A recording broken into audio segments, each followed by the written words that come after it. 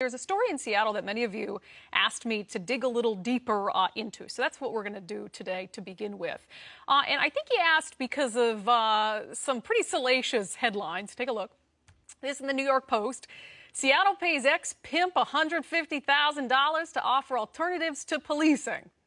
I acknowledge that it's quite the attention-grabbing headline at a time when Seattle is already the subject of national intrigue, and not necessarily in a good way.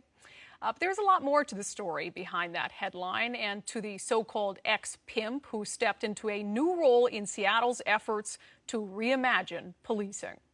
Step into the 40th floor office of Seattle's street czar.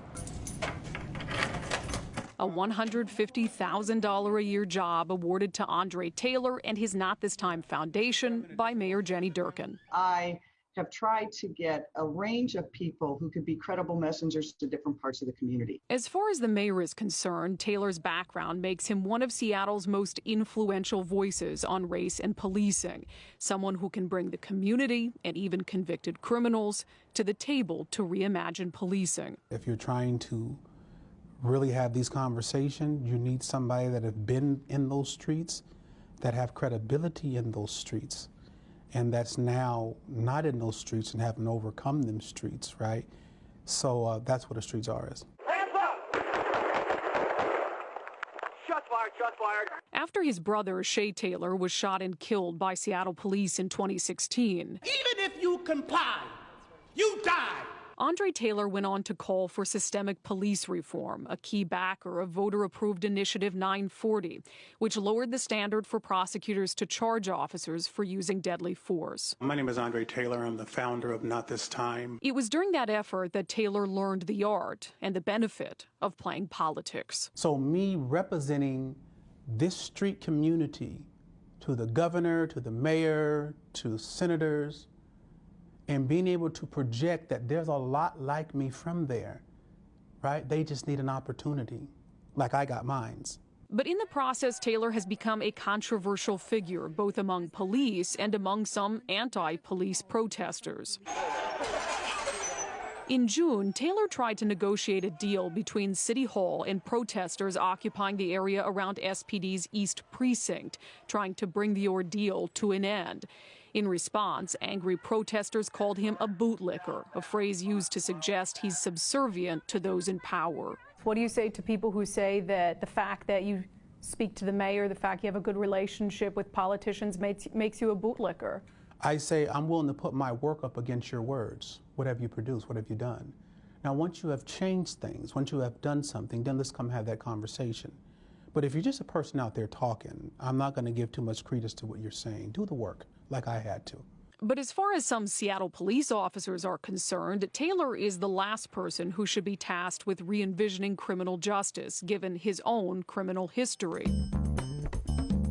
That part of the story takes us back to the late 1990s and Las Vegas, when Taylor, a self-professed pimp nicknamed Gorgeous Dre, was on trial in a federal court. By that time, he'd been accused of several crimes, including transporting a minor across state lines for prostitution. A Las Vegas Sun article at the time reported on comments that the judge in the case made about Taylor's involvement with a 16-year-old girl.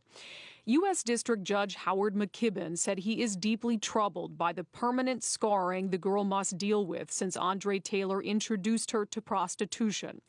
McKibbin said he saw great fear in the girl's eyes as she struggled to testify against Taylor at his September trial. That girl is you, correct? That is me, yes.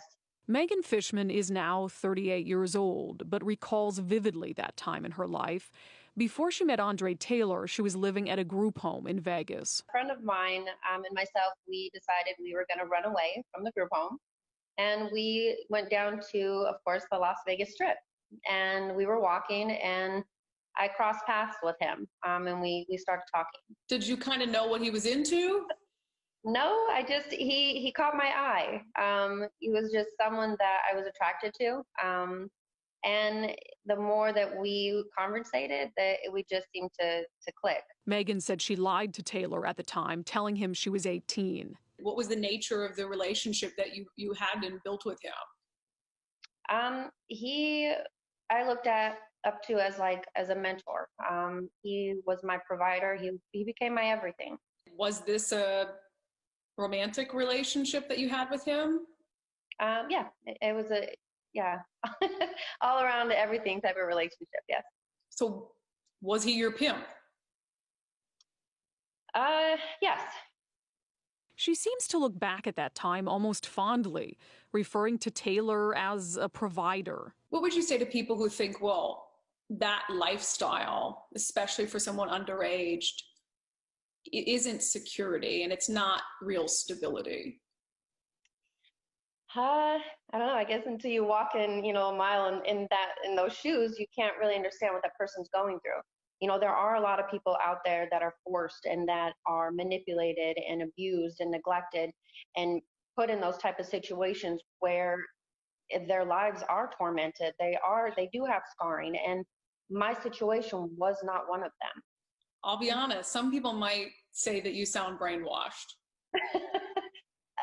Yeah, I'm not though. While Taylor helped arrange our interview with Megan, she says she is the one who wanted to speak up. It's not fair. They're holding something against him that it shouldn't be. This was done, it's over with, and people need to move forward. Megan says she felt compelled to come forward after recent stories resurrected Andre Taylor's time as a pimp, pointing to his problematic past as a way to question his lucrative job with the city. A sentiment Taylor says stands in contrast to what both the left and the right preach about second chances. Especially in far left-leaning Seattle. All you guys talk about is restorative justice, where here is a situation here where we can point people to as if to say, listen, you know the story he had, but look at how he recovered and changed his life, But instead of pointing to that story, right, they said, whatever I've done, never murdered anybody, never killed anybody, but what you've done, there's no forgiveness for. Mayor Jenny Durkin puts things more bluntly. She had this to say about stories that amplify Taylor's past as a way to push him down in the present. I actually think they're racist. I think that we are a country that believes in redemption, and that if people come out of a criminal past, they have a right to remake themselves and to do something positive in the community.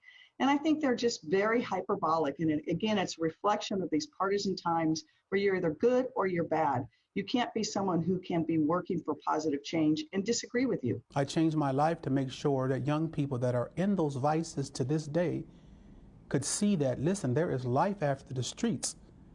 There is life. If you was hustling, gangbanging, pimping, whatever it was, to be able to say to that young person that might not listen to somebody who might be quote unquote perfect or squeaky clean, right? But they'll listen to me because he feels like I'm not judging him. And I know exactly what his conditions are, but I'm leading him somewhere through my life. And look, criminal justice reform is also something the president has focused on, maybe something he doesn't get enough credit for. The idea that people who have turned their lives around, even while still behind bars, are worthy of a second chance. So if you apply that same sentiment to Andre Taylor, well, maybe 20 years later, his criminal history shouldn't preclude him from this new position. Of course, there is a whole separate debate that maybe we can have at another time about whether this idea of a street czar will actually be effective or whether it's just another feel-good position that the city holds up as a solution. I guess we'll give him some time in that role before we circle back on that.